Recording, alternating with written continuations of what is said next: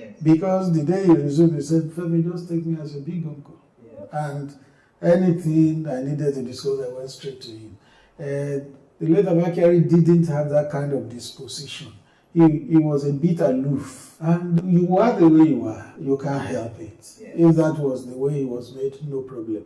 What you probably have read about my relationship from him were the excerpts people took from that book, which was not complete. For you to get a complete picture of my relationship with him, read the entire chapter, A Tale of Two Chiefs of Staff. When you read it, everything will fall into place. The video just took what will sound good, what the readers will like, and what will reverberate and will latch on.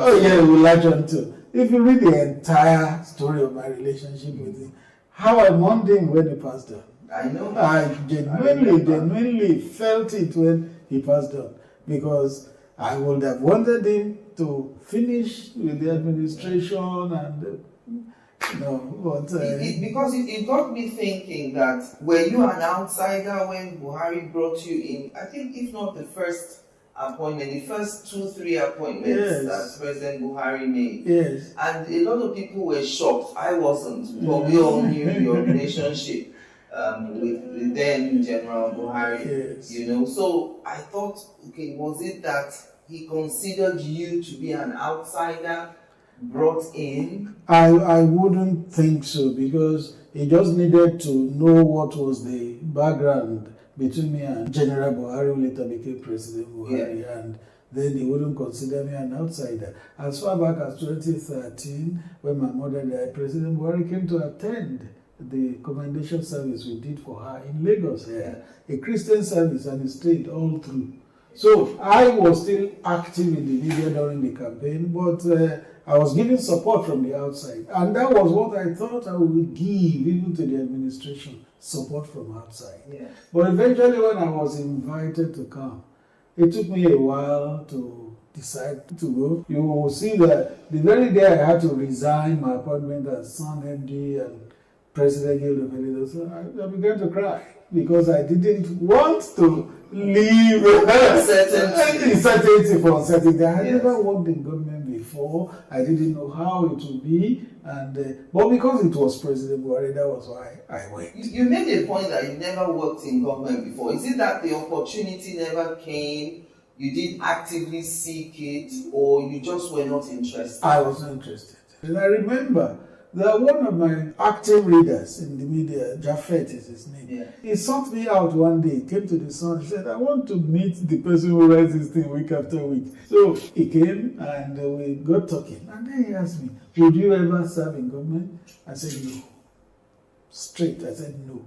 Then I thought about it again and I modified my position. I said, well, I can serve in the government headed by Muhammadu Buhari. That was what I told him. That was my conviction then. Any other person apart from Muhammadu Buhari, I wouldn't have taken. So now, if you're called upon to serve, like in your home state or Osun State, for instance, would you be open to that? After 8 years, you get tired, don't you? After 8 years, I felt I had done my bit. Out of 200 million Nigerians, I had served for 8 years, more than my fair share. And it wasn't called a thankless job. Well, they call it so, but me, I wouldn't call it so. You remember, if you read that book, you will see the encounter between me and the Sultan of Sokoto. He had known me before I took on the assignment. He called me Kuli Kuli after my email address. So, the very week I was appointed, he came to the villa, he saw me, he said, Kuli Kuli, this job you have come to do, it's a thankless job. He said, with your predecessors, it has been a thankless job. He said, but with you, it shall not be so. And I said amen to it. So today, I don't see it as a thankless job. It was a tough job, no doubt, but not thankless. I remember when you were appointed and you coined that phrase, wailing wailers. Your strict loyalty to President Muhammadu Buhari. I've always wanted to know your reaction to critics who said that statement, wailing wailers, was unbecoming of a presidential spokesperson.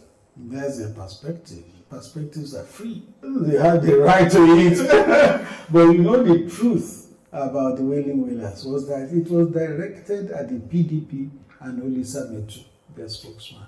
Yes. In the first few months in office, you find that President Buhari could not do anything right. Anything he did, Olisa Metu will issue a statement. If it rained heavily, he will issue a statement. If it didn't rain at all, it was Buhari's fault. If you saw a wall gecko in his house, Buhari turned to that wall gecko. And all that. Yeah. One day I now said, what is this? I now did a tweet that these people, they are forgetting that they have lost power. And they will be out of power for a long time. Wailing Whalers. That was my tweet. Now, it was directed at Olisa Metu and his party. But anti-Buhari elements online say, he's abusing us, he has called us Wailing Whalers. So they appropriated that tag to themselves. If they decided to appropriate it, I left them. They were welcome to take it.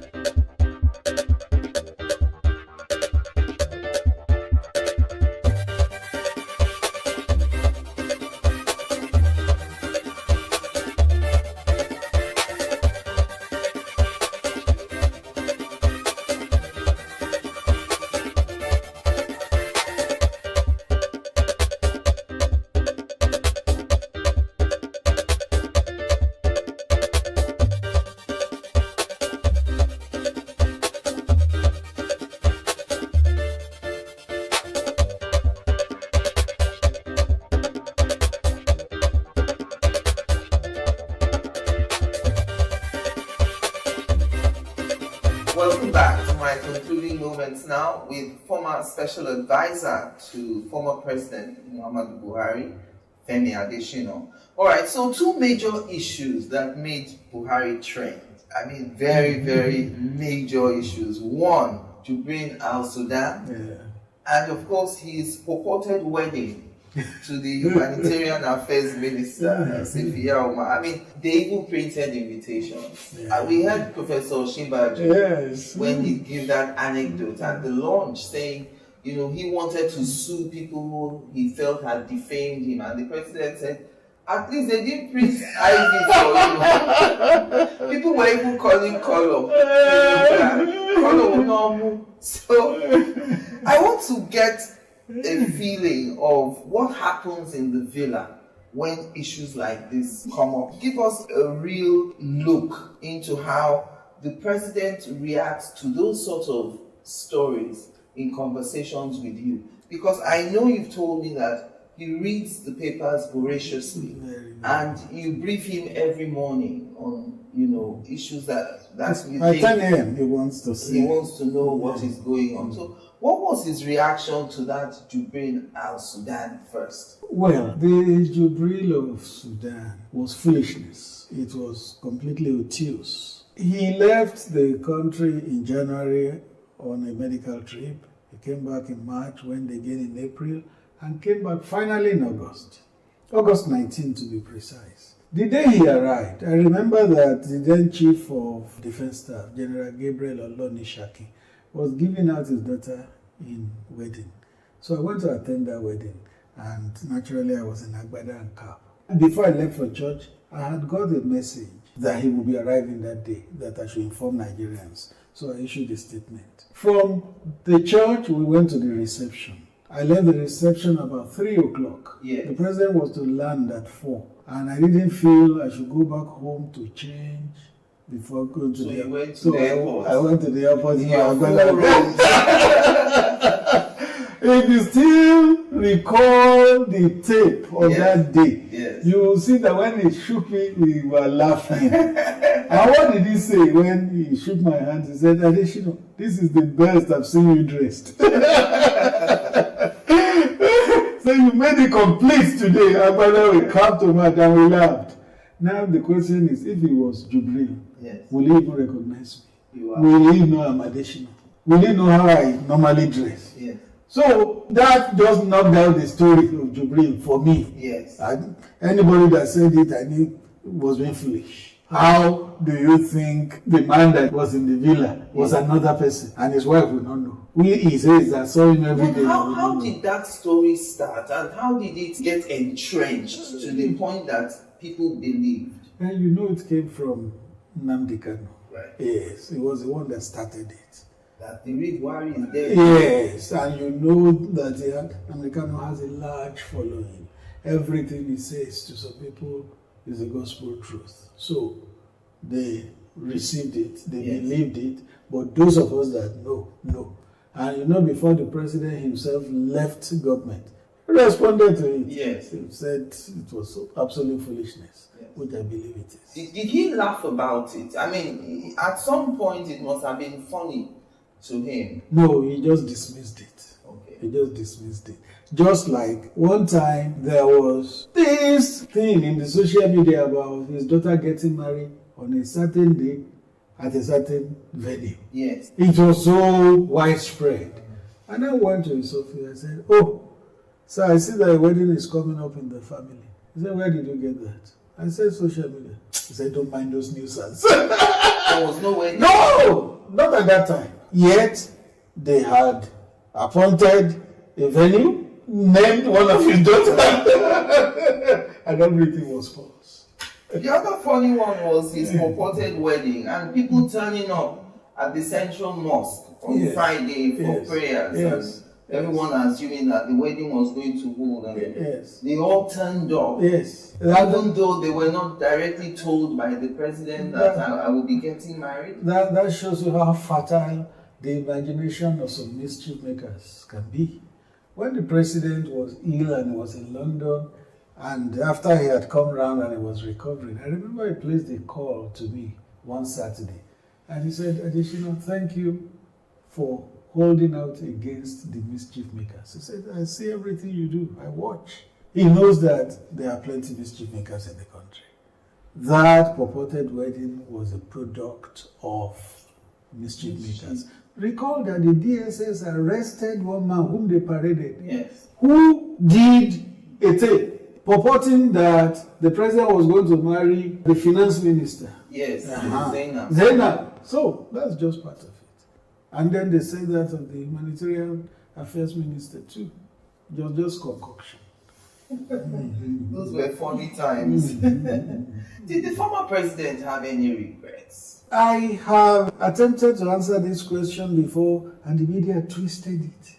That I said he regrets so many things. Yes. And my answer was that there is no human being who does everything right all the time. You can't claim that everything you do 100% all the time. No, there will be some shortcomings with the benefit of hindsight. But regret is a very strong word. What I would say is that President Buhari did what he considered was good for Nigeria at any given time. With the benefit of hindsight, he may feel, oh, maybe this one I should have done this way or this way or this way. But regret would be a very strong word. Why did he apologize for some things? Because maybe he felt it rubbed some people down the wrong way. So, regret would not be the word, but he just felt maybe this could have been done better. His guiding principle was to do the best thing for all Nigerians at all times, to the best of his ability.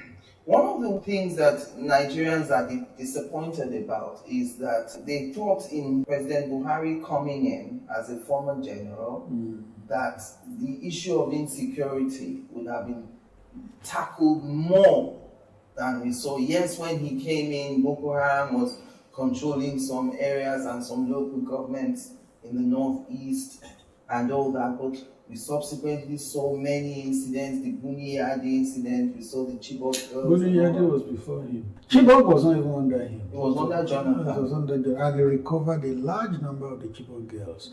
Dapchi was under him, and within that week, majority of the girls were recovered except about 3 or 5, including Leah Sharibu. In terms of that insecurity, could he have done more? He did his best. What I'd like you to recall is that before Buhari came, every day in this country, bombs went off 5, 6, 7 places. Daily. In fact, we, our friends of Ruben Abati, used to even jest that Ruben already had a template for his statements on bombing. He just would change the time and the date. Because There could be 7 bomb blasts in one day. Yes. He will just fit in the venue and the time to differentiate it from the last one he issued. But by the time Buhari left you, did you still hear bombs? No, you didn't hear bombs. Schools were being bombed, markets were being bombed, motor parks were being bombed, lives were lost in hundreds. He had made tremendous progress on the security front. It was not fully accomplished, yes, but a lot had been achieved. Those who live in the Northeast will say it better. I remember that in his last year in office, February of 2023, we went to Yobe. We were in the palace of the Emir, who told us that previous years nobody could stay in that palace. Everybody had evacuated, including himself, the Emir. He said they put $1 billion in that palace. Nobody but you were to go in there to say you want to take that money, because Boko Haram was sitting there. But by that time, the emirs had returned to their palaces. Orientation camps for NYSC that had been shut down had resumed. Roads that were impassable had resumed. President Buhari did a lot in terms of combating insecurity. It was not fully accomplished, but that is why governance is a continuum. Yes. Wherever one government stops, another one continues. No government can do everything. I've never seen that government. Chapter 21 of your book, you talk about the official trips. Total trips made by President Buhari were 94, 19 trips in 2016, 2023 and 2021, 5 trips each. 2020, 2 trips. I wondered why you only did 2 trips in 2020. 2020? Yes. No, it couldn't have been 2 trips. The only year that the trips were limited was 2017, the year when he had his medical challenge.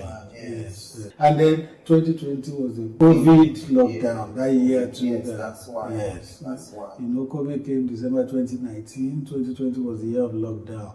From January to August, September, there was nothing happening internationally. Even the UN General Assembly that we used to attend every September was done virtually.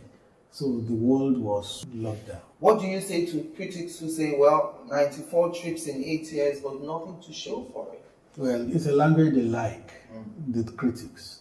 Nothing to show for it. They will see Second Niger Bridge, still nothing to show for it. They will see Lagos-Ibadan Expressway, nothing to show for it. They never see anything. They will see local Oweto Bridge, nothing to show for it. That's their language. What do you consider to be President Buhari's legacy projects? The projects that will stand him out in years to come? Infrastructure first. Do you know that Bonny never had a road? The Bodo-Bonny Bridge is on as we speak. In the first time in the history of Nigeria, Bonny will be linked by road, and history will have it that it was under President Buhari. Second Niger Bridge, President Buhari. Local Oweto Bridge that links North Central has cut travel time by about 3 hours. It was under President Buhari. Lagos-Ibadan Expressway, since it was made in 1978, had never been done all over again. Now it is there. I remember reading a tweet by Dele Momodu, who is one of the Buhari critics. Yes. He said he left Oshogbo and he was surprised to find himself in Lagos in about 2 hours. That was the same journey that would take you 6 hours before Buhari. Because Lagos-Ibadan Expressway, you can do it in 1 hour. So those are things to remember President Buhari for. And then that's in the area of infrastructure. There are many others. But for me, one very important thing that Nigeria should never forget is that the economy was diversified. Our economy had been mainly mono-product, oil. All governments before Buhari had paid lip service to diversifying the economy. They never got it done. But under Buhari, oil that used to account for about 90% of GDP began to account for just 9%. Because Agric had taken the large chunk, ICT had taken another large chunk. Oil, there was a year oil accounted for just 9% of the GDP.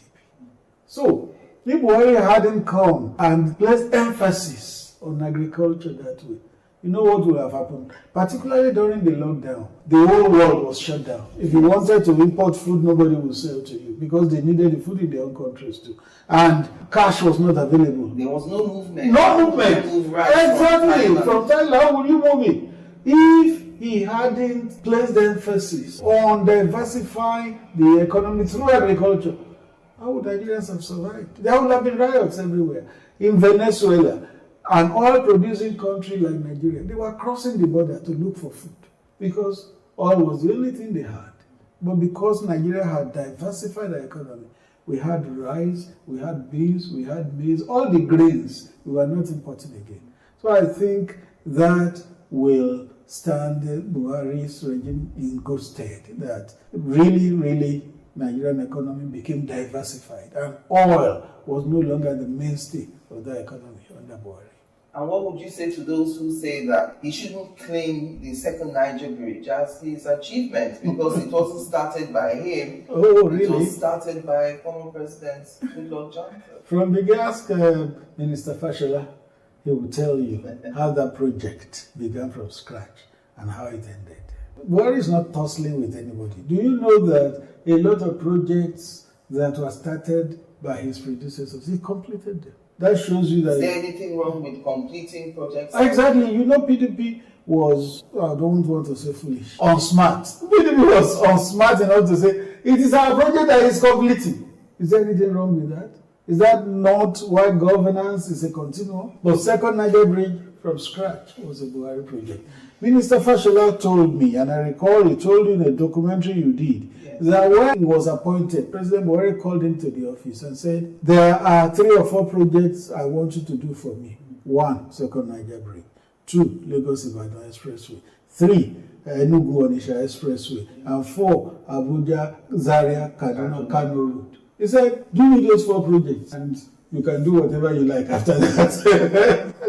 That's President Buhari for you. Well, you talked about Dr. Reuben Abati earlier on, and I remember when his term was over as special advisor, he had written this article when he said, when the phone stops ringing. So I wanted to ask you, now that you've left office as special advisor, has your phone stopped ringing? There's no difference. No difference between how I received calls when in office and how I receive now. In fact, when my phones begin to ring back to back, my wife will say, don't they know you are no longer in government? There's no difference, really. Because before I went into government, my phones were very busy. In government, very busy. Out of government, still very busy. All right, so on a final note, I want to take you back to November 2015. You were coming on a trip from Malta. Going to Malta with President Buhari. You talked about wind share. I'm just imagining all of you on that flight. Were you all giving each other the look as if is this the end? This is how that plane is structured. There are about 3 compartments at the tail of the plane. You had the security people and some media people. They sit there. In the midsection, you had the senior aides there. I usually also will sit there. The president had his own cabin, but to keep the president company, they will invite 1 or 2 senior aides to sit with him. So on that day of the trip to Malta, I was sitting with him in his cabin. It was an uneventful flight. When we were about landing, the pilot announced that we were to land and all that. Suddenly, as the plane was about touching down, it began to go zig-zag, zig-zag. We were looking at one another. When it now touched the tarmac with force, it was going to turn around to face where it was coming from. President said, what kind of landing is this? And then the pilot came to us from the cockpit and he said, Mr. President and distinguished passengers on board, what we just experienced is what is called wind shear, when the direction of the wind suddenly changes. And that was how it happened. We'll fly according to the direction of the wind. So when that direction changes, it swings the plane. Yes. The plane almost turned back to face where it was coming. It was really a tough one. But we thank God that the pilots were experienced. That was scary. It was. But President said to say, what kind of landing is this?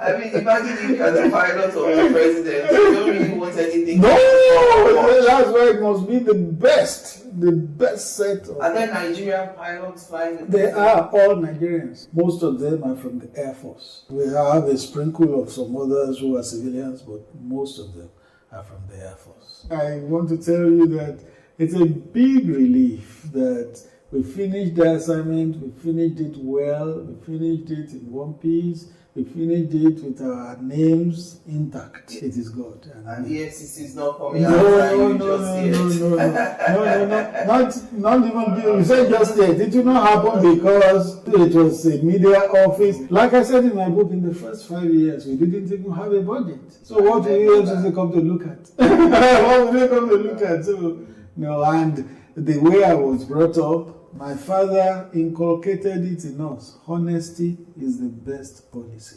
He got us to recite it as children. Honesty is the best policy. If there had been a budget of billions in my office, everything would be accounted for. That is the way I was brought up. Thank you very much, Mr. Adesina, for speaking with me today. Thank you for watching. Thank you. I'm Angela Ajetumobi.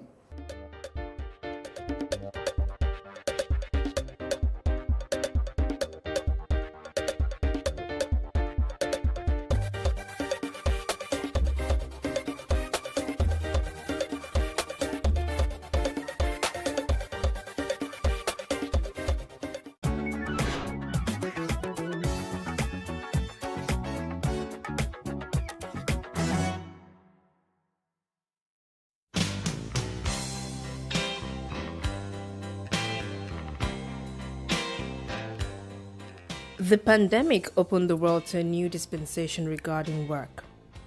How people work and the career paths they take differ from generation to generation. There are 5 generations present in the modern workplace, each with unique expectations and perspectives. A person's career path is described as the work they do and the roles they hold as they climb up the ladder. Before the millennium, career paths for many was simply linear, which could be a person working at the same organization and growing there till they retired, or a person working in the same role but changing jobs a couple of times. Security and staying power were the cornerstone of this career path. However, with modern technology, a person's career path can be as multifaceted and versatile as the individual wishes. Millennials now work multiple roles in their career trajectories, pursue numerous passions that are sometimes interwoven, and work at different roles in their journeys. Baby boomers and Generation X only considered a job good if it gave them the security to work there till they retire. But for millennials and Gen Z, the workplace has changed and so has the career structure. Millennials often change their career paths or juggle multiple interests simultaneously. Being able to move from one job to another might signal a person's employability and adaptability. Baby boomers tend to believe that working long hours is what defines success and value face-to-face interactions with co-workers. In contrast, millennials believe that innovation and flexibility are key ingredients for success at work. The shift in occupational structures, for example, the increasing gig economy, is leading to polarization in employment, wages, and inequalities. From remote work policies to virtual leadership, the pandemic changed how we work. The opportunity to telework increased for some, such as knowledge workers, but not for frontline workers. Among the benefits are an improved work-life balance for some, as well as changed attitudes to well-being. Teleworking can lead to a higher productivity and lower operating costs for companies. Work is increasingly flexible and decentralized. Working from home or out of a workspace is favored by many because of the flexibility that comes with it. Millennials and Gen Zs prefer flexible work schedules and part-time hours so that they can balance their work and life compared to older generations who prefer security. Some people are social people. When they go to the office, they have friends everywhere. Good morning. How was the football match? You just with your colleagues and stuff like that. That social element at work, a lot of people need it. Me personally, I'm an extrovert, but I'm also high on the introverted side. I like going to parties, I like making friends, but I also like keeping to myself. So at work, I'm not the friendliest. I would smile, I would say hi, but I don't need to. So it depends on your personality and what you need. For me, work from home works a lot for me because I get to spend time with my family. I'm always in the house with my partner, and that really makes me happy.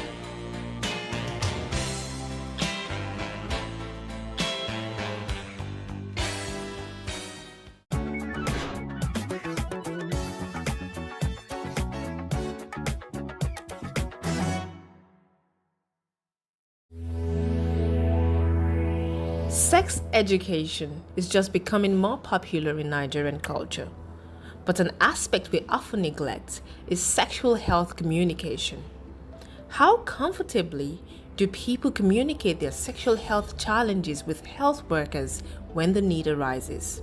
People have different personality types, but generally, people are usually very shy when it comes to talking about like their sexual health. They have complaints that have to do with reproductive, like that have to do with the genitals or something related to sex, you know. They're usually like, there's this sense of shame, there's this sense of embarrassment.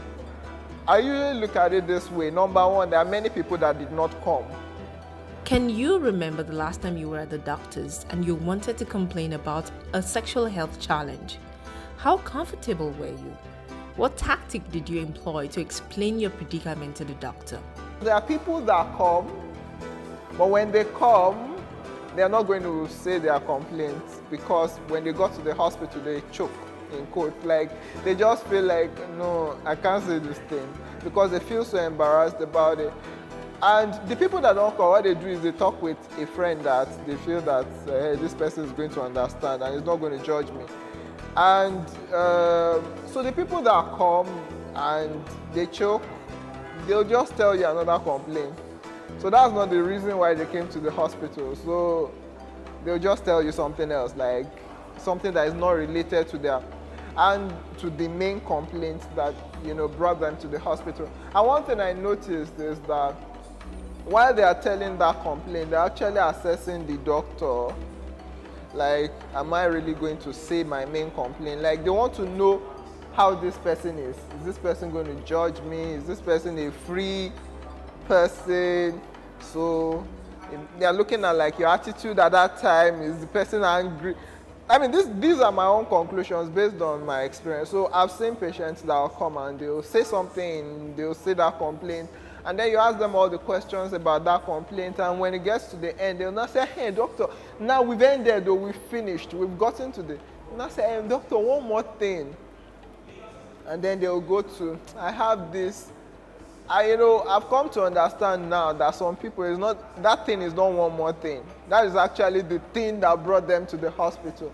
Many things go through the mind of a patient when they go to the hospital to complain about their sexual and reproductive health challenges. Shame and fear of judgment rank very high. According to a Washington Post article, we are taught to feel shame around our sexuality from a young age as our bodies develop and start to function in ways we're unfamiliar with, as we begin to realize our body's potential for pleasure.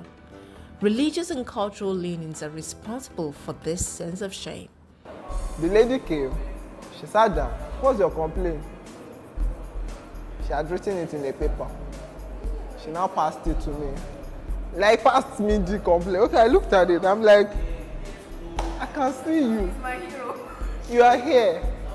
Tell me, what brought you to the hospital? She passed it. And I read it. I said, okay, I understand. Condoms are available everywhere. The advertisement and sensitization to use condoms is abundant. But how much of the information and resources is committed to tackling the inherent shame around purchasing a condom? Even with a plethora of information, resources committed to educating people about sex and taking care of their bodies, many people are still uncomfortable discussing it, even when their health is at risk. And it's worse for men. You know, females, even though it's difficult, they still come to the hospital. Men will not come unless the thing is now a big trouble under, and they're not like, okay, I cannot continue. Like, it's now maybe like a sore is in one part of the body and it's getting bigger, and you know, all the things their friends told them is not working. Many times, people are shy or ashamed to walk into a pharmacy to buy condoms or morning after pills, or even make a complaint to a doctor about their sexual health concerns. This shame leads to people engaging in unprotected sex and unhealthy sexual practices. Another factor that keeps many from accessing healthcare is judgment from healthcare workers that may affect their experiences. Prioritizing your sexual health is something to be proud of, and a doctor or pharmacist is there to help you. Many patients won't go to the hospital to complain about their sexual health concerns because they're ashamed. It is the duty of healthcare professionals to make them comfortable enough. However, some healthcare professionals let their personal biases get in the way when discussing sexual health concerns with their patients. According to the Center for Disease Control and Prevention, here are some of the ways you can make your patients comfortable to discuss their sexual health concerns with you as a healthcare worker. Assess your own comfort by discussing sex with various patient groups. Identify any biases that you may have if you're uncomfortable talking about sex and sexuality. Your patient will be too. Avoid making assumptions about your patient based on age, appearance, marital status, and any other factor. Use neutral and inclusive terms such as partner. Make your patient feel comfortable by establishing a rapport before asking sensitive questions. Ask other people to step into the waiting room while you talk to your patient. These people may include partners, relatives, or caregivers. They can be invited back after the examination. Let your patient know that you ask everyone these questions. Transition into asking sensitive questions. Pose your questions in a non-judgmental manner. Try not to react overtly, even if you feel uncomfortable or embarrassed. Pay attention to your body language and posture. Rephrase your questions or briefly explain why you're asking a question if a patient seems offended or reluctant to answer. Ensure that you and your patient share an understanding of the terms being used to avoid confusion. If you're not familiar with the term your patient used, ask for an explanation.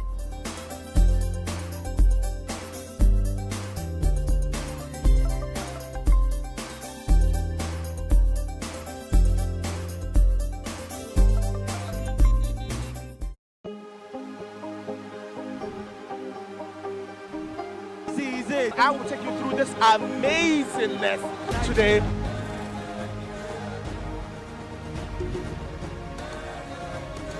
Welcome to Cross Trending. I am Vicky November, your host, saying thank you for joining us on today's episode. Welcome back. It's tea time on Plus TV Africa. Practice makes perfect. I'm not perfect yet, but I'm a lot better than I used to be. He's a king. He's entitled to marry 100 if he wants to.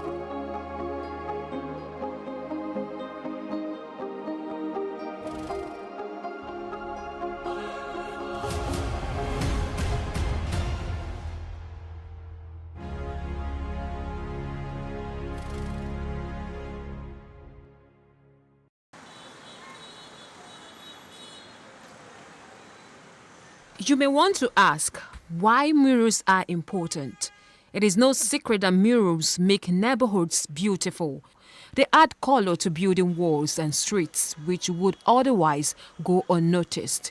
They are a treat for locals and tourists alike. Murals have been part of Nigeria's cultural landscape for thousands of years. The term mural became popular with the Mexican muralism art movement. The transformation which took place in the history of mural art during the 1920s and 1930s was highly influenced by the government's sponsorship in Mexico. The Mexican President Alvaro Obregón began a nationalist cultural program in the 1920s. As part of this program, the Mexican Ministry of Education and other government entities to create public murals. In Lagos, the visual effects of wall paintings are an excitement to attract public attention to social issues like the ones here under the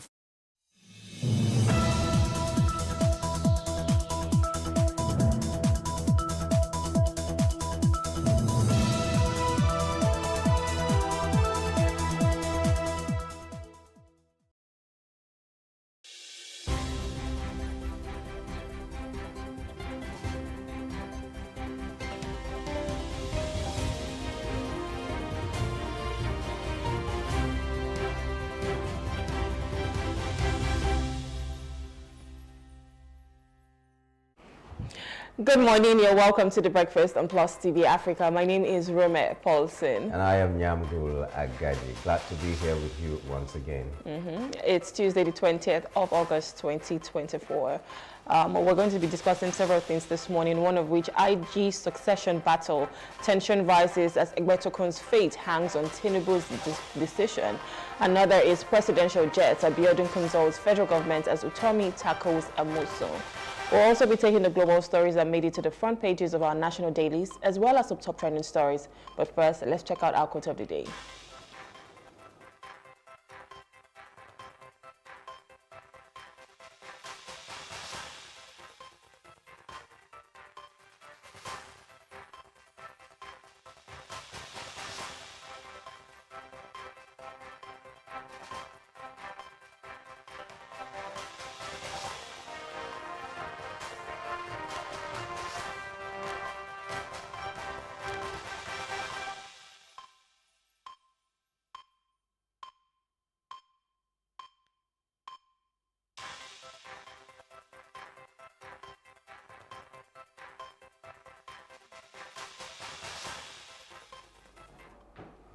Science and technology revolutionize our lives, but memory, tradition, and myth frame our response. And that is by Arthur Schlesinger. He's an historian, and he says this morning, science and technology revolutionize our lives, but memory, tradition, and myth frame our response. The wisdom in your hands is not as much as the wisdom in your heart. And the wisdom in your heart comes with... Is this another quote? Well, that's how it just came to me when I was reading that. You know, what molds you is the upbringing that you're given. The upbringing does not come from technology. It doesn't come from the phone you're using or the cars you're entering or anything. It comes from what is handed down to you by your parents, by your peers, by the people who are around you. That is where you get what forms your real being, your character and all that. And that is what helps you to respond to how the new technology is trying to revolutionize your life. Whatever it throws at you, the response towards it comes from how you have been brought up. So when you're brought up well, to be able to respond to whatever innovation has come to play. Yeah, and if you think about it, technology today was created, right? So it's created from people. It's created from the things that you know. It is created from those myths, those traditions, those things that have framed your entire being. The core of who you are is what you actually put back into technology. Now, it does revolutionize our lives because it kind of makes things easier. So things that would probably take days and months to do, now you can do it with technology and it takes minutes. So it makes everything better. Everything that you know, you put it into technology and it gives it back to you and it makes it even better. But I think it is important that you do not just hang on technology and wait for it and say, okay, you know what? I'm not going to do anything because technology is going to do it for me. Now we have AI, and most people will tell you, oh, I'll write my dissertation with AI. I don't have to do anything. But guess what? Is in doing those things that actually frames you. Is in those traditions, those things that you've been used to or that you've been trained with. That's what frames who you are as a person. So do not just rely on technology. It will revolutionize your life, all right, but it's good to still have the core of who you are. I might also want to add that making things easier doesn't necessarily mean that it's making your life a lot better. Because technology made killing a human being easier, for instance, but it doesn't mean that it made it better.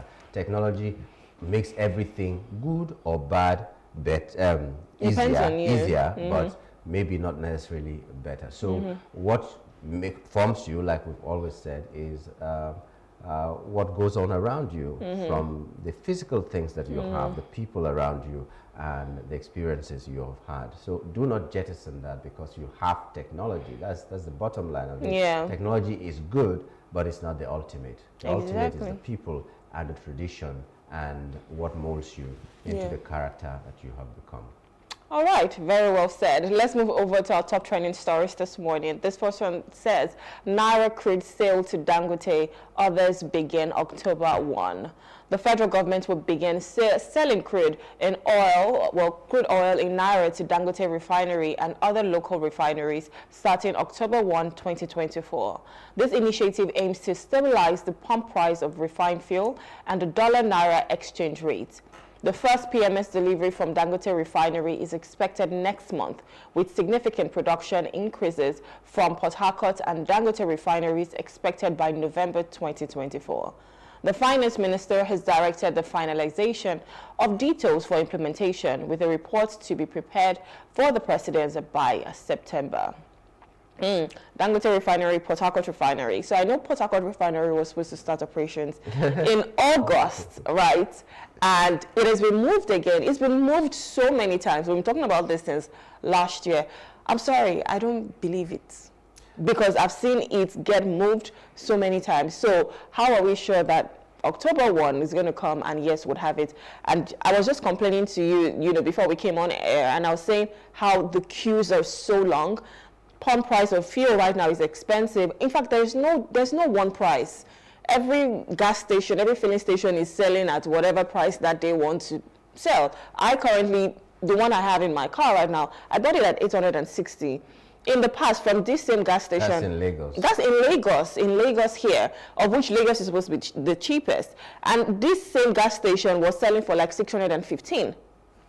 Just about 2 weeks ago, and now they're selling for 860. So I can only imagine what other states who have their own pump price a little bit higher, what they will be selling. And you were just saying that in Calabar, it was the cheapest filling station was selling at 950. Imagine yesterday. So I don't know what the price is right now, but it's crazy. Yeah. And if a filling station, no matter what kind of filling station it is selling at 950, you can imagine what the black marketers are doing. Exactly. And a lot of people that commute are not in the urban center, they are somewhere else. As they are selling 950 in Calabar, at least there is 100 Naira difference in Ogoja of the same Cross River state. So you can imagine what people are feeling right now. And it's a very terrible thing. So I was speaking to someone last night, because it was a big issue for me yesterday, and over the weekend I really struggled to get fuel, because there's so many long queues that sometimes you're like, why am I wasting my time here? And someone was telling me that his friend was even trying to get in a jerry can and she couldn't. And she was like, how about people who still use petrol generators? Like,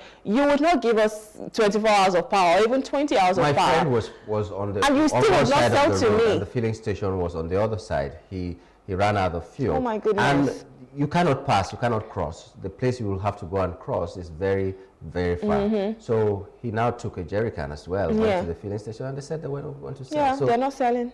So he had to get boys to push the car. Oh my goodness. This is like 2 kilometers before you can turn back to that filling station that I know would always have fuel, and they were not selling. The thing is, I don't even know why it's such a, it's dividends of democracy. It's a political gain. We are doing so well to sell fuel at 100 Naira to refineries in Nigeria. It shouldn't even make news, because this is something that should just happen. You're not supposed to even give a timeline. After 3 months, we are going to start selling in Naira. That is our currency. Yeah, aren't you supposed to sell in Naira in the first place? In the first place. So whatever you're trying to do, whatever you're trying to show us that you're really trying, this government is really trying, it doesn't make any sense to me. A refinery owned by the federal government, you need to set a timeline before you begin to sell in Naira, which is our legal tender, or a refinery owned by an individual from Nigeria. You're selling in Naira, and you're telling us that it's a good thing you're trying for the people. It doesn't make sense. My own is the one that really concerns me is we need this product, because a lot of people are struggling to get their hands on this, and some businesses are hinged on this. Like, they can only thrive when they have electricity, because they use it as an alternate source of power. So we need this product. Please sell it to Dangote, please sell it to Port Harcourt refinery, whoever you want to sell it to. Let's refine our own products and make sure that it is available. And then the price of this particular goods is quite expensive. Why can't we reduce the price? What are we doing about it? Because if you think about it, everything that is really happening now, inflation, is stemmed from this same price. See, they should also tell us when they they begin to sell this thing and the production is being done, what are we hoping to get, as the price of fuel? Because someone was saying, the experts are saying that when Dangote begins to sell, it's going to be by like 600 or 6 something.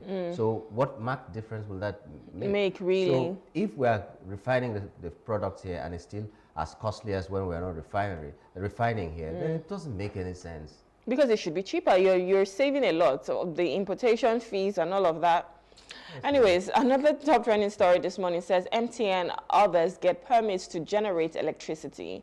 The Nigerian Electricity Regulatory Commission, NERC, issued permits to Golden Penny Power Limited, MTN Communications and others for mini-grid electricity generation in the first quarter of 2024.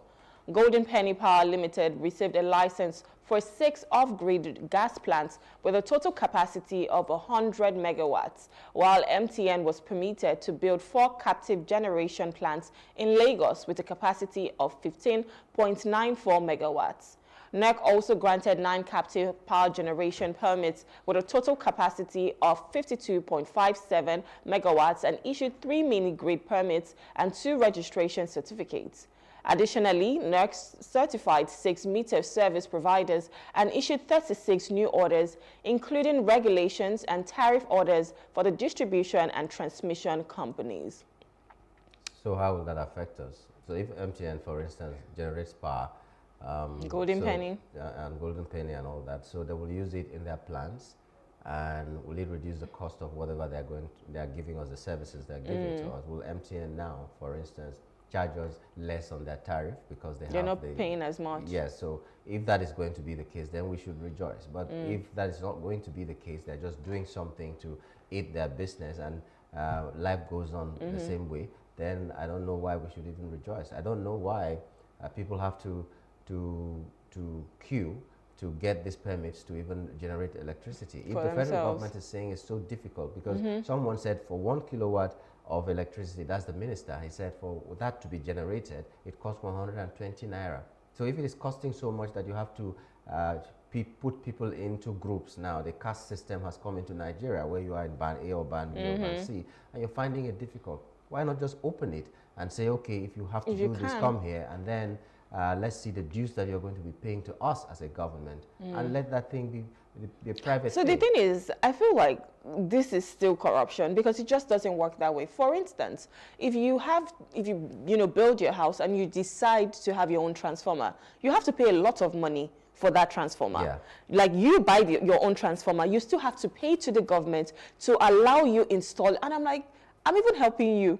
Yeah. You're not bringing, I'm not asking you to buy me a transformer. You a time, you're not giving after nothing. This time we will start collecting because you shall have used your money from day one. No, even the transformer is for me, like it's just for my house. Yes, I know. Instead of me being connected to the general one, this is for me. So I'm helping you if you think about it. But I still have to pay. I think as of before 2020, I heard it was about 4 million to pay for that. And I'm like, for me to even bring my own power. If even a community comes together, donate money, buy a transformer, which should be provided by the power company, and then you still pay. You still pay for it. So they will not even give you like 6 months after that you can start paying your NEPA bill because... no, what I'm even talking about is you have to pay for it. You have to pay to install it. Yes, that's for your NEPA bill. That's their responsibility, but you are now the one paying for it. You're the one paying for it. Paying for everything. Because they could have just said, because we didn't provide it, let's even take a rebate. Yeah. But they don't say that.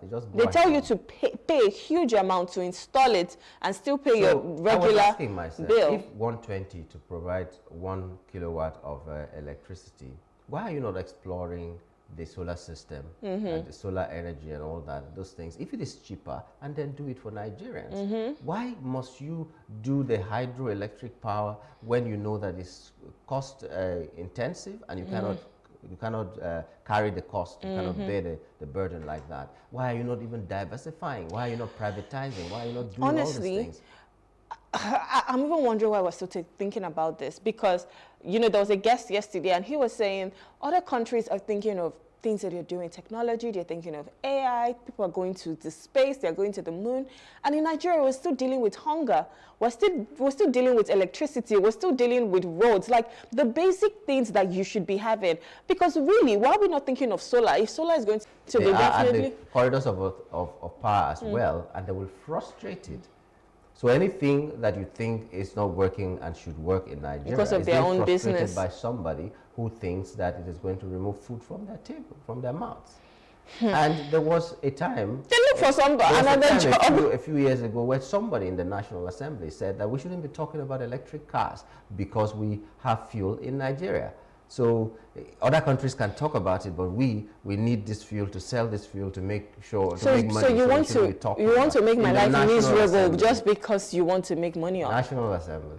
So anyways, let's see what happens with MTN. Like you said, if it's going to be impactful for every other person, then that should work. Golden Penny will give us cheaper noodles, cheaper spaghetti, and all those kind of things. So anybody who is generating it, let's see the impact on the people. Let's see the impact. All right, our final top trending story says ASU gives federal government 21-day strike notice.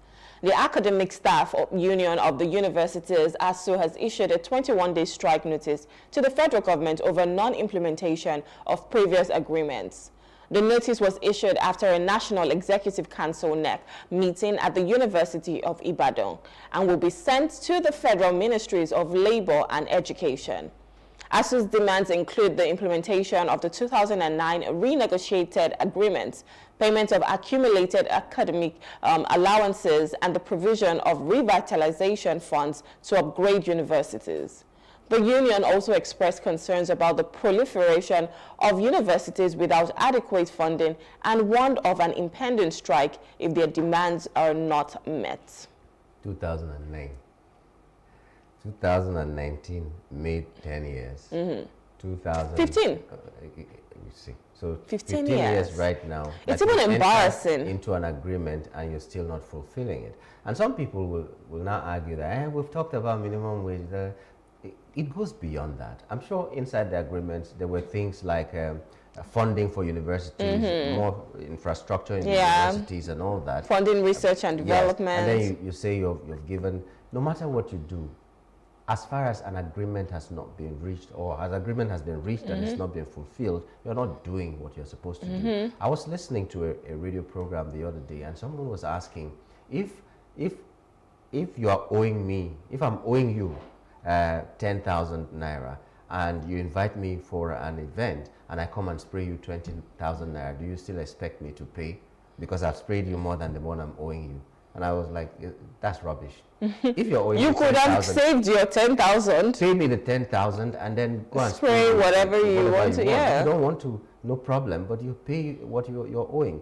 Because it's just like you want to marry a woman because you have been buying drinks for that man in a beer parlor all the time. You know, give me your daughter for free. See, give me your daughter. Apple have been giving you wine, which has amounted to more than the one you require for your agreement. It's agreement. Yeah. Just do what you're supposed to do, even if you've done something better. But if you entered into an agreement, you should fulfill it. Fulfill it, or renegotiate and say, this thing I'm going to do, I'm doing it in lieu of that agreement. Yes. If you don't do that, then you have failed. It's as simple as that. And it's quite unfortunate because education is so important in our nation and we're playing with it. We're not playing. The people who want to remain in power take their children out, they go and learn in the best schools and then come back and lord it all over the people who have no opportunity to go to school.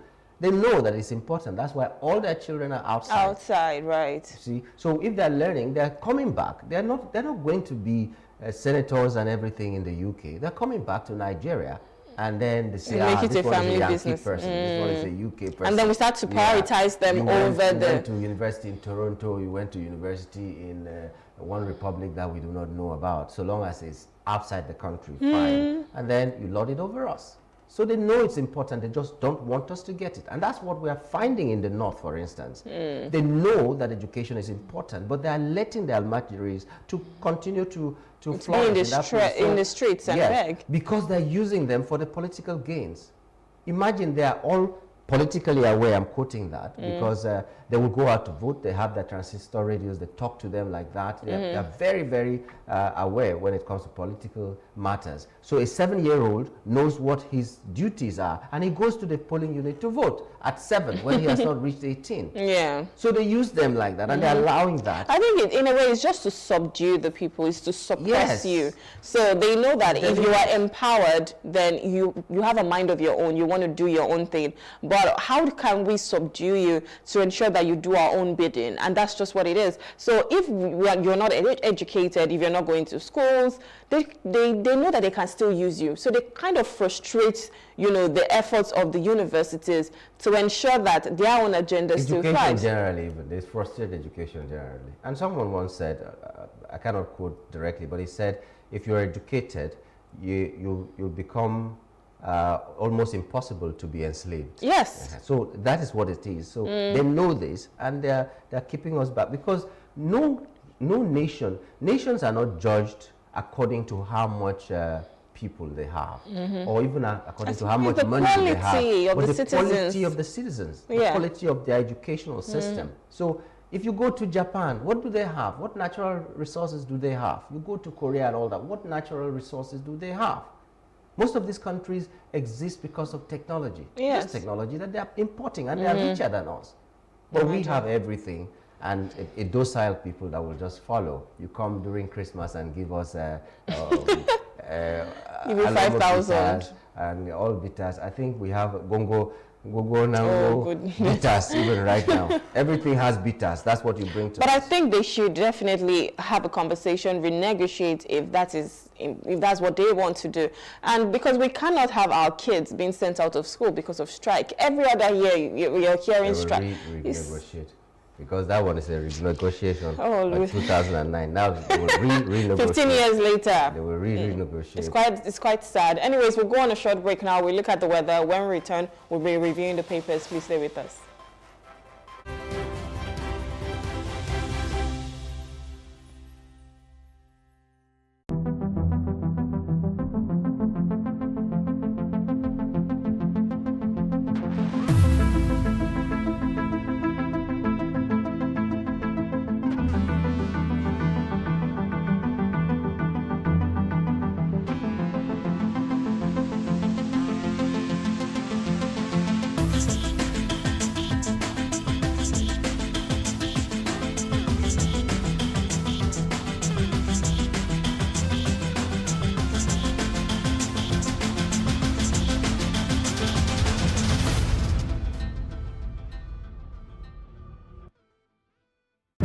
We are thrilled to have you on board as we chart the course for our next chapter. We're inviting you to take up your rights in full for 19 Naira 75 kobo per share. The Access Holdings rights issue is still open till 23rd August. Take advantage of the chance to acquire one more ordinary share for every 2 shares in your portfolio. Visit www.theaccesscorporation.com to subscribe. Access Holdings, where financial solutions connect the world. Welcome to Bayes University, Abuja, Nigeria, with a legacy of excellence and a vision for nurturing future leaders.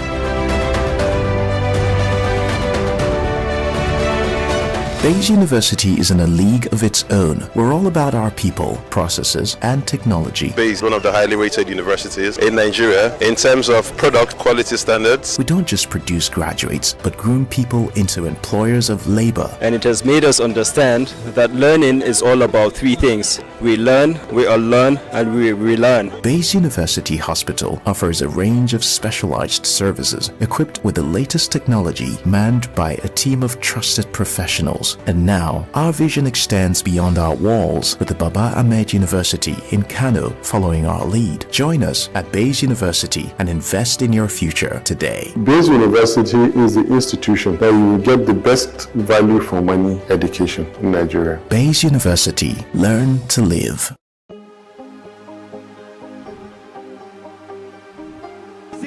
I will take you through this amazing lesson today.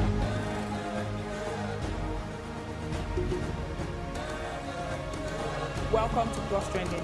I am Buki November, your host, saying thank you for joining us on today's episode. Welcome back. It's tea time on Plus TV Africa. Practice makes perfect. I'm not perfect yet, but I'm a lot better than I used to be. He's a king. He's entitled to marry 100 if he wants to.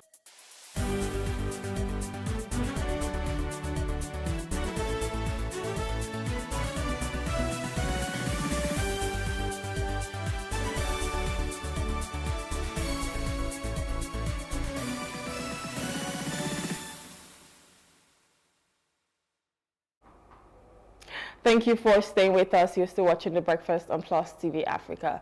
It's time to take the global stories that made it to the front pages of our national dailies this morning. And joining us to review the papers is Chris Kehinde Wandu. He's a chartered arbitrator from the UK. Good morning, sir. Thank you for joining us.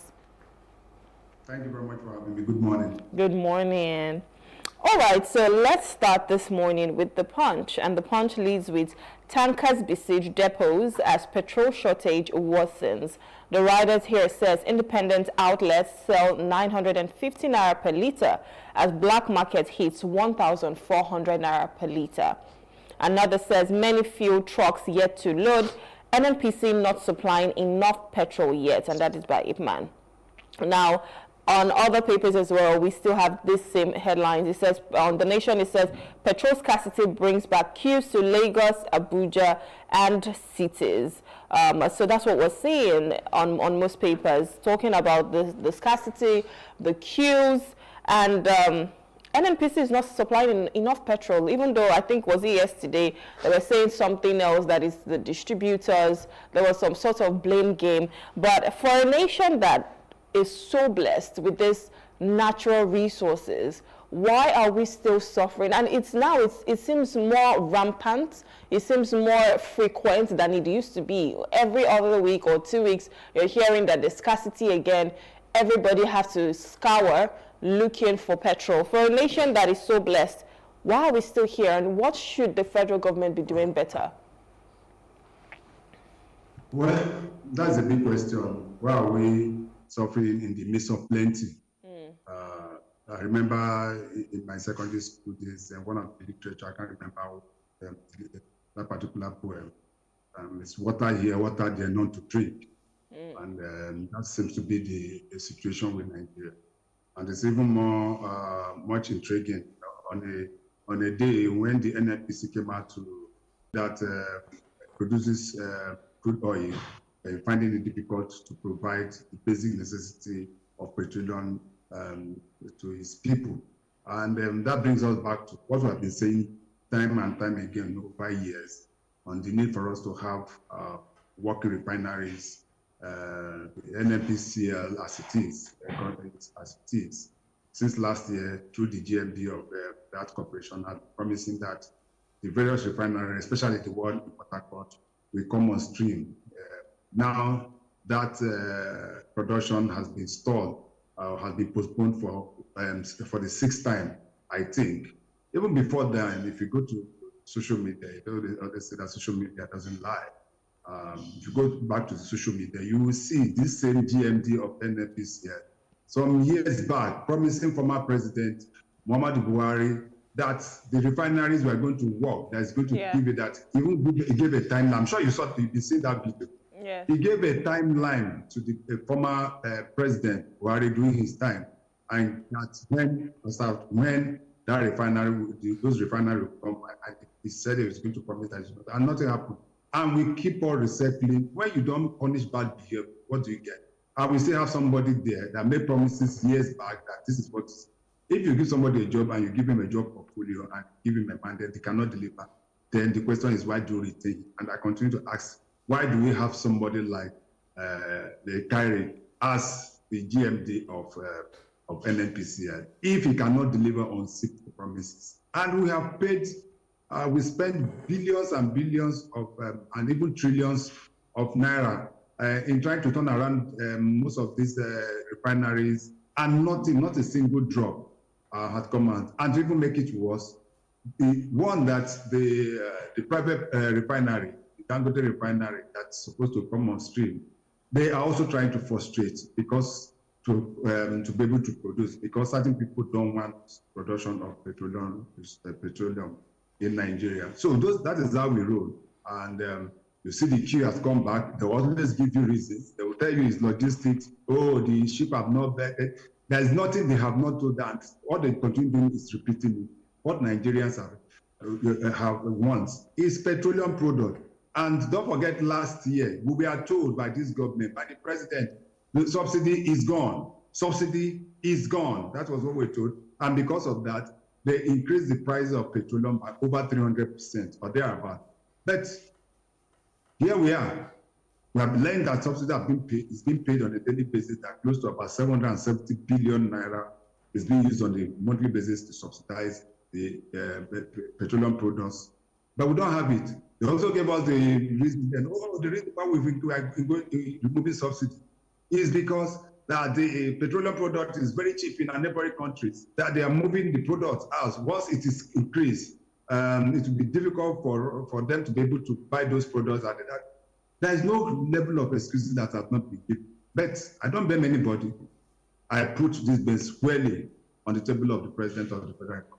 Yeah, but now we hear that NNPCL has been asked by the presidency to channel some funds that they have made as profit into subsidy, which means the presidency has attested to the fact that there is subsidy. So I don't even know. So they made money that was supposed to come into the federal government coffers, and the president is graciously saying that they should put it back into subsidy, fuel subsidy. Go check some of the headlines. Some of the past today, the government also denied that there's payment of subsidy. Go and check some of the headlines. Yes, they're denying, but isn't that obvious? On the one hand, they're denying. On the other hand, they're saying. Yeah, and besides that, even speaking for both sides of the amount. Yeah, they are speaking for both sides of the amount. And isn't that even obvious? Because, I mean, if we're looking at the exchange rates, as of right now, they've not started selling in Naira. So if we're looking at the exchange rate of getting this product in, it fluctuates. So how come... Landing cost is more than 1,000 Naira. Yeah, so how come it's still the same price? Well, except now that, you know, there's a little bit of scarcity. It's been the same price for a while. So isn't there a quasi-subsidy that obviously is being paid? I wonder. I've said this, and I've told you. And I stated it in the course of this program that we have been told, and that has not been denied, that over 770 billion is being used to subsidize petroleum products on a monthly basis. Someone like El-Rufai came out to say that, and so many other people have come to say same. So I am saying that this is just like the ostrich that buried his head in the sand and leave all his body exposed and thinking that it's hiding. There's something that this government is not, and that is they are doing, and that is telling Nigerians lies. You cannot continue building. Now we have told when the subsidy was removed that market forces, you remember that word, market forces. Market forces is going to be used. The market forces will determine the price of petroleum products. Oh, that the government had deregulated the industry, and market forces will take. Market forces means that if the prices goes up, across board, it will go up here. If it comes down, it's supposed to come down. There has not been a shift in over 1 year now. They fix the price. If you're going to be market force, you're not going to fix the price. You just allow it. But they fix the price for NNPC and other independent marketers. But for me, what is even more important, even despite the fact that Nigerians are ready to pay, where is the petrol? Despite the fact that we have increased the prices of petroleum from I don't know what it was, about 200 or something before to about 700. Now Nigerians are buying petroleum at over 1,000 Naira per liter. And you know the economic effect on this, not only in the region, but also industries in Nigeria, because it will also affect manufacturers. It's going to affect the SMEs. That is why you've seen the SMEs dying and closing down on a basis. The background of every economy across the globe is the SMEs, and when they cannot have them, that is the end. So we are neither here nor there, and nobody seems to be telling us anything. And just put to that, maybe we'll get to that. But if we're not, we come to realize that we have been told to be patient. Nigerians have been complaining, we have been told to be patient, but our president is not patient. The president is not patient enough. He has acquired his. You see, I hope you've seen the latest beast of the president that looks like that of the president of the United States of America. The first time I'm seeing Nigerian president using such vehicle. That was, of course, was yeah. Then yesterday the president rode in his brand new Airbus 330 to France, and they are asking us to be patient. Why is it that the president is not even patient as well? No, they say that one will save us money. That's what one of the aides said, that he was getting a new jet means that Nigeria will save a lot of money. I don't know where he got that reasoning from. Today they're telling you that you've forgotten that even your senators told you that they bought 160 million naira because the roads are bad. So it will save them, my brother. Oh, God. Okay, NLC and others are kicking against, they are protesting as police probe Ajaero for terrorism financing. It's on all the newspapers talking about the NLC president. He's being quizzed over terrorism financing. Some are saying it's misplaced priorities. Some are saying that it is just a hoodwink so that we will not be thinking about others. I don't know what you feel. Ajaero now has been fingered as the person who is financing terrorism. What do you have to say? We have to put it in context. As a law graduate, it has to be put in context. First and foremost, he has been invited. So it's not like he has been quizzed. He has been invited by the police. Second one, the police has the right, by the provision of the Nigerian Constitution, to invite anybody, as it were. If there's any reason to invite anybody, any Nigerian, on issues bordering on security, that is where it ends. But the way and manner you invite is also very, very fundamental. And that is why the police is on spot this morning, as it were. First and foremost, when I read the text of that invitation, and I marveled, I said, will Nigerian police ever change? Our Nigerian police still believe that we're in a military era where they just do anything and just say anything they like. We are in a democratic age.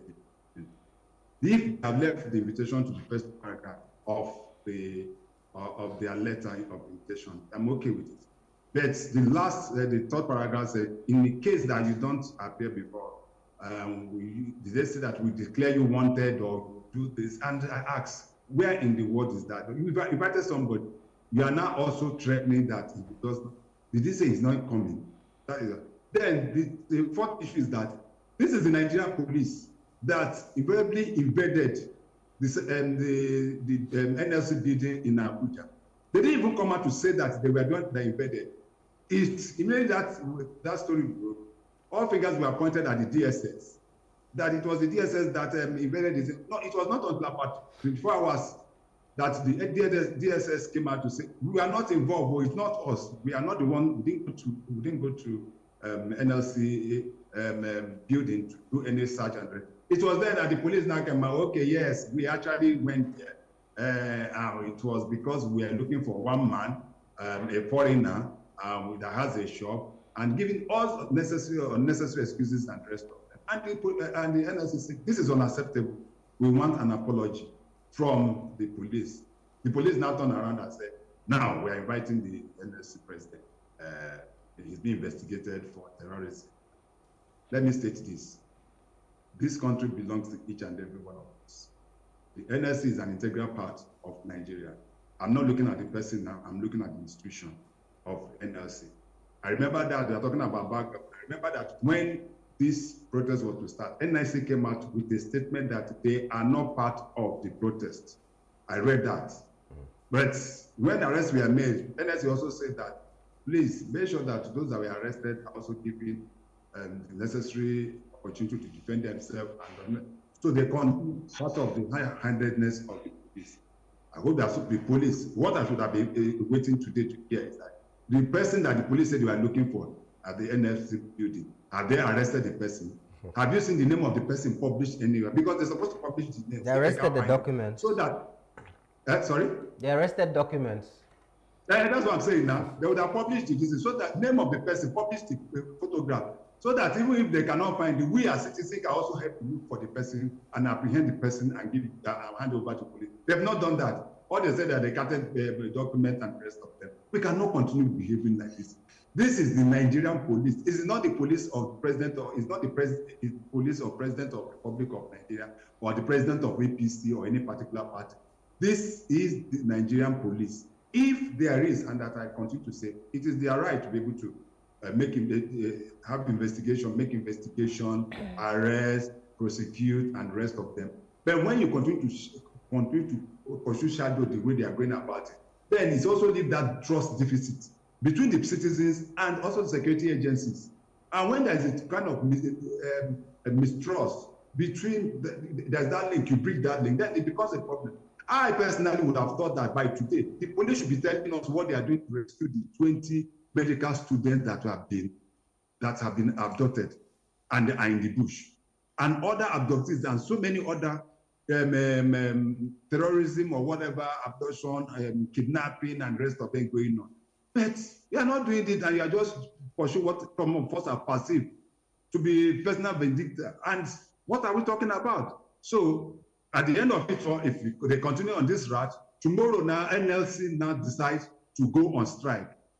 It will now cripple the economy of the country. And we start running around and we start begging, the presidency will start calling them and begging them. Now that the police seems to be doing the wrong thing, the presidency, as it were, which because police is part of the executive, the president is not calling them to order to pedal down. They are not saying anything. And I want to also believe that it may be a subtle. I don't think the police can just do what they are doing without getting kind of clearance from certain quarters at higher level. Is it that also the presidency or executive are part of this arrangement?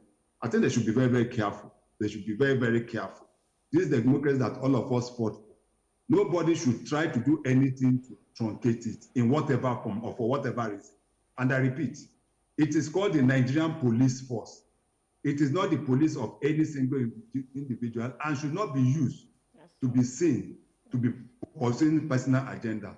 But the NSC president, as I said, should attend, should go to the police and also explain himself. I'm sure that at the end of the investigation, definitely, if it's not found wanting, then he will be let go. But the way our manager is going, there's a lot of trust deficit between the security agencies, especially the Nigerian police and the Nigerian people now, and that to me is very dangerous. All right, let's check The Guardian and let's talk about education. So on The Guardian, there's a headline here that says ASUU issues 21-day strike notice over unmet demands. And I think this was from 2009 that they had the agreement. And 15 years later, which is 2024, the federal government has still not decided to go with the agreement. So now ASUU is issuing a 21-day strike. Yamgula and I were just talking on Off the Press, and we're saying how important education is to any country, because at the end of the day, that is what you're being judged by, the quality of the citizens. And here we're seeing the federal government not really prioritizing it. Why is there an agreement and for 15 years they are not, fulfilling it? And now ASUU is on the verge of going on strike, which will definitely affect the students, because if the schools are not running, the students definitely have to be at home. And we're seeing this time and time again. People that have to graduate in 4 or 5 years, sometimes they wait 7, 8 years. Why is the federal government not prioritizing education in Nigeria? I think on the issue of ASUU, both of you discussed it effectively. I was watching you. Okay. And, I don't think there's anything to add to that. You said it all, except for our viewers that didn't tune in. Like you guys discuss it. So you effectively discuss it.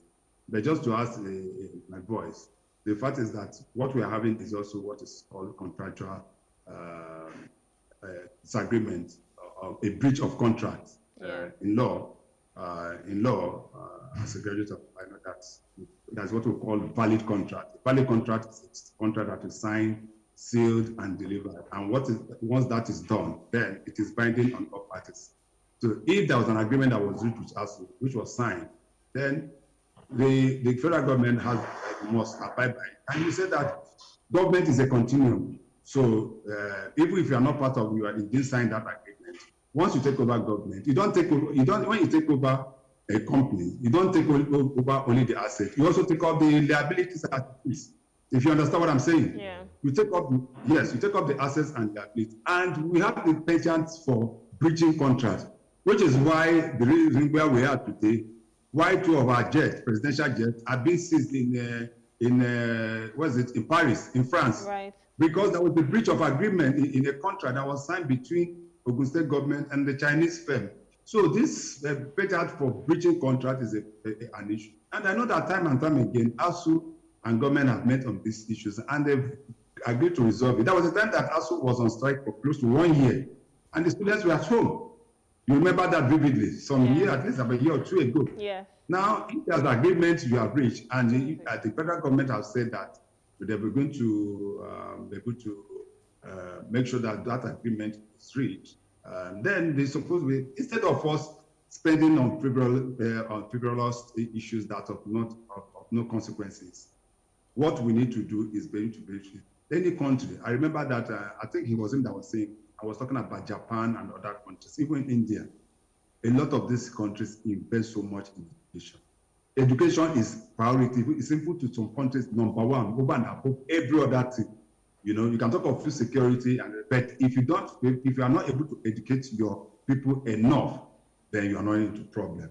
So, but here, we take it with just levity, and to make it worse, most of these so-called leaders, what they do is that to send their children abroad. Most of their children are not here. They are not in Nigerian university, so they don't even bother. They send them to the UK, they send them to the US, they send them to Canada and other places for education. And after they graduated, they bring them back here to lord over the youth. That's why you see them. They put them in NNPC, put them in NCC, put them in all those juicy ministries and parastatals. Then, and that's what. But you taking it down. You saw what happened in, still talking about education, not about tertiary now. Yeah. I'm talking about the primary education.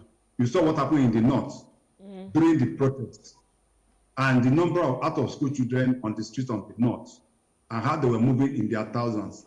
And I continue to say that we are sitting on a time bomb that when it explodes, it will splash on everybody.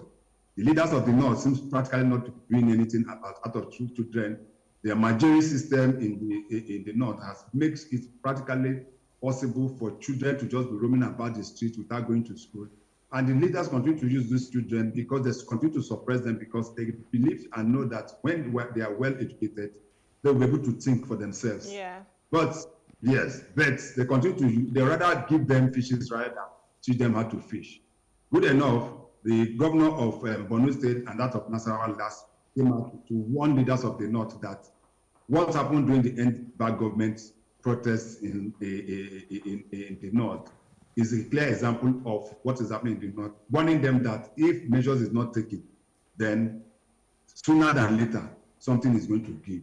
And he who sat right at the back of the tiger, most of them not, ends up in the stomach. So they have to be careful. Let us put priority to education. Whatever agreement that government has agreed with us, let them make sure that they fulfill it to the death. They have 21 days. They will not call them to meeting now. When those 21 days expire, that's what government normally. The 21 days will expire. They will start a strike. Then you see them. The National Assembly, the Senate will start calling ASU. The House of Representatives will start calling ASU. President will start calling ASU. Let's come for a meeting. Now that they've issued a 21-day notice, nobody is saying anything. Everybody is keeping quiet. The Minister of Education has not said anything. The Minister of Labour has not said anything. This is an industrial action which has to be named in the board so as to stop this downtrodden towards in our tertiary institutions, especially, and when you talk about tertiary institutions, here we're talking of the state and federal universities. Okay, we've seen the headlines on one newspaper. It says that the NACON boss has been fired amidst the controversy of the Hajj money, the 90 billion naira that was stolen. And then we've seen on the Punch newspaper where the president is telling us, giving us reasons why he will not meddle into the affairs of the EFCC, the graft agencies as they are carrying out their duties. He's firing and hiring some people that he feels are corrupt, yet he's saying that he will not meddle into what the EFCC is saying. How does he fight this graft? So he will just fire and send you to EFCC and not follow up to make sure that you get the justice or otherwise that you deserve. Will that work? But let me even take it from this point. Haven't you noticed that close to 60 to 70% of the statement always issued by the spokesperson of the president, Ajuri, singularly has to do with appointment. Whenever I see any president provide, I'm sure you are aware of that. People have not taken cognizance of that. I've done that. Over 60-70% of the statement were issued by his spokesperson is, oh, so person have been appointed. Oh, so person have been appointed. So you don't see any serious policy statement. The next one that will come is from Bayo. But Bayo and Onoka, you've seen, it's only they are abusing. They don't give, they don't give, and I've always talked about communication. Communication is key. Communication is fundamental. I have a TV program that runs every Friday on a national TV station. It's called Inside Politics. And we discuss on issues. And my guest last week was the former president of African Public Relations Association, in the person of Mr. Yomi Badejo, so you might know him. And I invited him, and we discussed the issue of communication, because I'm also a member. I'm not just a chartered arbitrator of UK. I'm not a member of the Nigerian Institute of Public Relations. I've been a member for over 25 years. And we discussed the issue of communication. And we've come to find out that the problem we're having with this current government is communication. The government is not communicating enough. There's a bridge between what is said and how to be able to put Nigerians across. And that has been a problem. You even see the two spokesperson of the president at times crossing, how do you say now, contradicting themselves on issues of policy. Everybody wants to impress. But that is neither here nor here. On the issue of the NACO person that is being proved, another one being approved, it is not fundamental and worrisome that somebody was appointed to oversee Hajj. That is pilgrimage. You know what pilgrimage is all about? Yeah. Pilgrimage means that somebody is going to the Holy Land to go and perform the. For you to be with that land, that means that you must be like Caesar's wife. You must be above God. We are talking about something that has to do with religion, where you're supposed to support and something. And the person, rather than doing that, he is paying the money that has been given him to be able to arrange it. The man has not been there for 1 year. He's not there for 1 year. And it's already, how many billion? 90 billion. And at the point I'm doing, and that's the question we are, why all these questions? People like me question. Why the even government has to sponsor, put money in Hajj? Is it not a private business? If I'm going to Hajj, it's between me and my God. What want to go to Hajj, or I want to go to Jerusalem on a Christian pilgrimage? What is government's business with that? Ask yourself. Ask yourself. Why are we seeing that we are always more holier than the Pope? When I'm going to visit Ogun Shrine, I'll go and collect transport from Amadioha. When I'm going to see Amadioha for Thunder, I'll collect transport from the governor. Don't worry. In my village, we have Amadioha and Shongo. Do you think that is everyone that worship? I'll go and get transport. After all, it's another religion. Yes, it's religion. Yes. It's African traditional religion. Yes, and also market for that. If you want to go to my village, don't go to go and worship. Are they also going to give me money to go on my own pilgrimage? It's just sad that it seems like we're politicizing religion. Everything is being politicized. It's quite unfortunate. Everything. So those are those are the discussion, not even that this man is blessed or not. By the way, has Oro finished? Has Oro finished? All right, we have to end this segment here. Thank you so much, Chris, for coming. It's always a pleasure talking to you on Tuesdays. Thank you so much. Don't mind them. They just say that we come.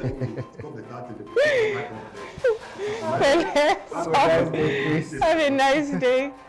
All right, so we're speaking with Chris Kehinde Wonder. He's a chartered arbitrator from the UK, and we've just been taking the global stories that made it to the front pages of our national dailies.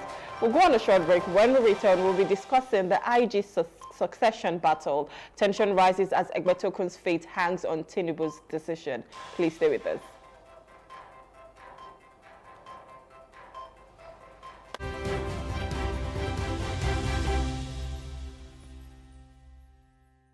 At Access Holdings, we are heading into the next phase of our evolution. And with our rights issue, you get an increased stake in it. The Access Holdings rights issue is still open till 23rd August. You can get your share of over 17 billion shares at 19.75 naira per share. That's one new ordinary share to every 2 shares held.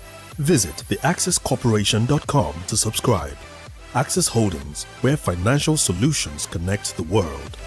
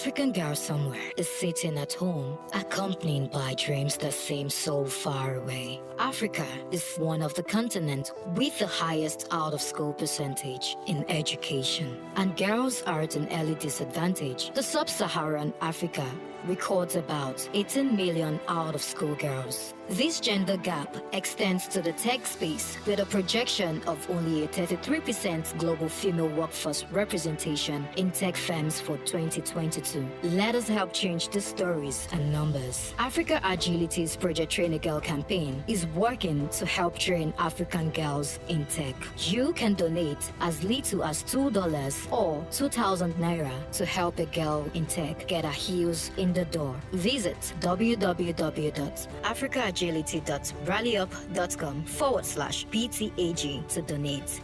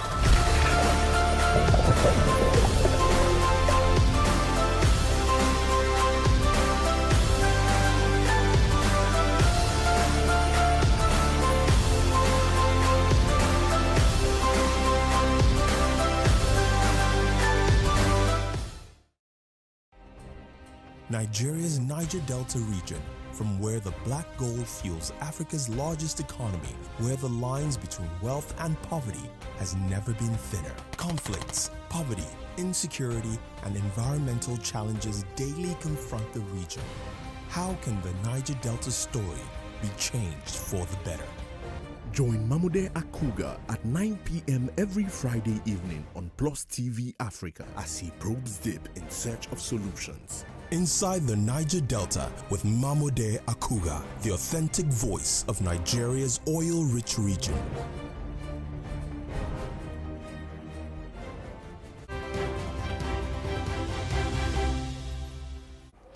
Thank you for staying with us. You're still watching The Breakfast on Plus TV Africa. It's time to talk about the IG succession battle. Tension rises as Egbetokun's fate hangs on Tinubu's decision. Tensions are rising as the retirement date of Inspector General of Police Kayode Egbetokun approaches, with uncertainty due to a recent amendment to the Police Act. The amendment passed by the National Assembly in July 2024 allows the President to extend the IGP's tenure beyond mandatory retirement age, but it has not yet been signed into law by President Tinubu. Several high-ranking police officers, including commissioners of police, assistant inspector generals, and deputy inspector general, are lobbying for the top position amid uncertainty about Egbetokun's retirement. Concerns have been raised that extending Egbetokun's tenure could disrupt career progression within the police force and increase lobbying for positions. Now, joining us to discuss this is Augustine Ega. He's a security expert, and Samson Ajibade, who's on the phone. He's a criminologist and also a security expert. Good morning, gentlemen. Thank you for joining us. Good morning. My pleasure. Good morning. So there's several concerns on this, even though, the National Assembly, they had passed a bill about this. It hasn't been signed. There's a lot. But Augustine, I just want you to walk us through this. And what's the possibility of even having someone like this who's supposed to be retired still being there, or being his position, his time being extended for a while?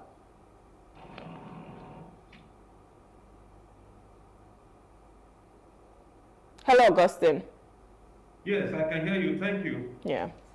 I think this is not the first time that we're having this kind of experience. We had it during the last administration of Buhari's regime, and that was the chief of staff, that's the Kwas. We had a situation like that he was there, and it affected the other colleagues that are supposed to progress to that rank. And it caused a lot of can I say, disunity among them and the government.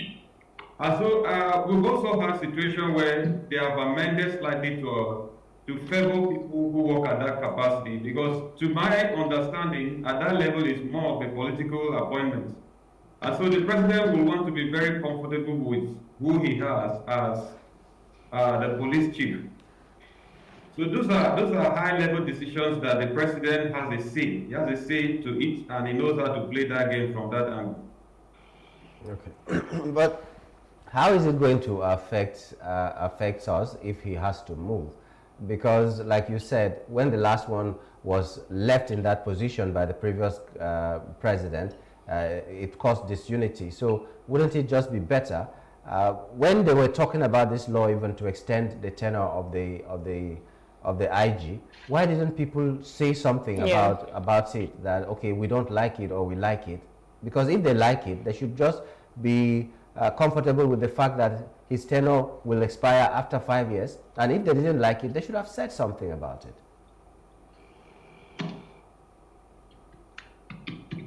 Well, to my take, I think it's not a good thing for us. We should respect the rules that have been laid down, because when we continue to do that, it is not very fair. It's not fair for our system. It shows that we have a system that can be manipulated even at the security level. It's not good for security. It's not, we have a lot of brilliant minds that are standing by that could even do better than what he has done or add more value to what he has done.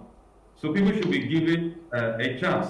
Whatever he has to do, he has been there, and he has also proved himself within a year. And so, but let the rules that have been laid down be followed. That's my candid opinion. Okay. All right, so let's come to you, Samson. How do you think this would impact people in the police force? Because we're talking about disunity, we're talking about lobbying. What kind of disruption can we expect from this? Or is it going to put everybody together and say, oh, maybe at some point it could be my turn and they would just extend my own tenure as well? Okay, thank you so much.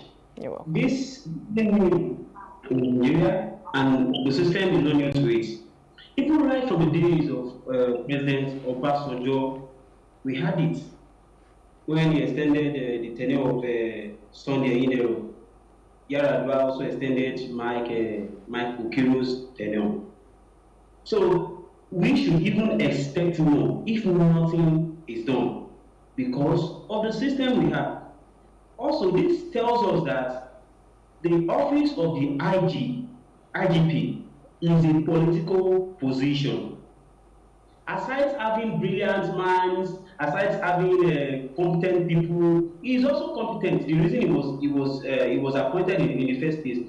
We also need to note that while we agitate, the law remains the law. We may not like it, but it remains the law. Although we are duty bound to call for an amendment or to get involved in ways. Now, what am I trying to say here? The Constitution and the Police Act is silent on the extension of the tenure of the IGP. It only made so much. It only emphasized. Appointments and also dismissal of the IGP, but it never really hammered or say so much about the extension of the tenure of the IGP. The reason successive governments, only Jonathan didn't extend the tenure of an IGP. Successive governments have always done that. So we should expect more if we do not speak up. However, many of these appointments, aside political interest, an ethnic group coming out to issue press statements, our son is now this, our son is now that. Is this where we want to be as a nation? When other countries there, where they are even saying that the tenure of or the retirement age should be brought down to 55 or even 30 years. Now, unemployment is there. We need to know that the public service, it is an essential service arm.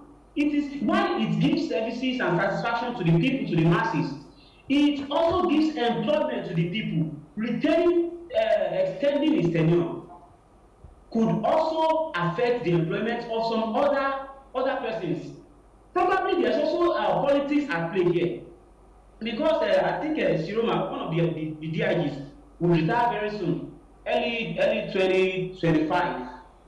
Probably the government is trying to sideline some people from getting to that position. However, since the days of who was there, Jonathan, when he appointed Suleiman Abbas as the IG, successive governments after them have always appointed, many of them have always appointed AIGs as to the position of the IG.